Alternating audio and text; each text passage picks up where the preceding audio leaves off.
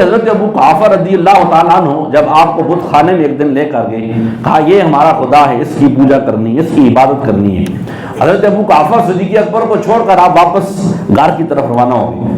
اب صدیق اکبر بت کے سامنے کھڑے ہیں، توجہ، آپ نے کہا مجھے بھوک لگی ہے، مجھے کھانا چاہیے، کھانے کے لیے کچھ دے۔ پھر آپ نے کہا جی میں ننگا ہوں، مجھے کپڑے پہنا، مجھے کپڑے چاہیے پہننے کے لیے۔ اب کیا جواب دے، سامنے پتھر ہے۔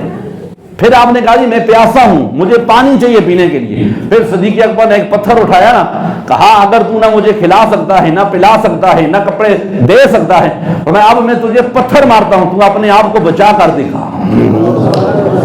جناب سیدنا صدیق اکبر رضی اللہ تعالیٰ نے پتھر اٹھایا، اس بت کو مارا نا، وہ بت گر کر نیچے زمین پر گر گیا زمین پر۔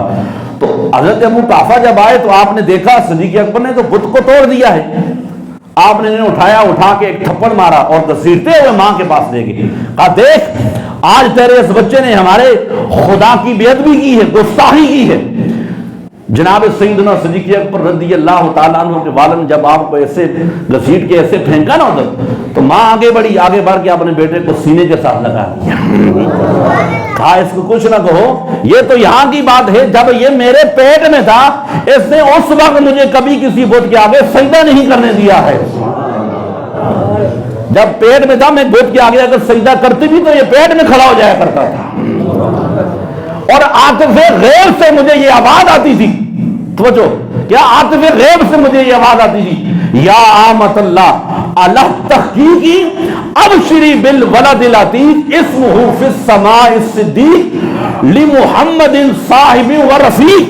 فرمایا اے اللہ کی سچی باندھی، تجھے خوشخبری ہے اس آزاد بچے کی جس کا نام آسمانوں میں صدیق ہے، اور جسے اللہ نے پہلے ہی سے محمد عربی کا یار اور رفیق بنا دیا ہے۔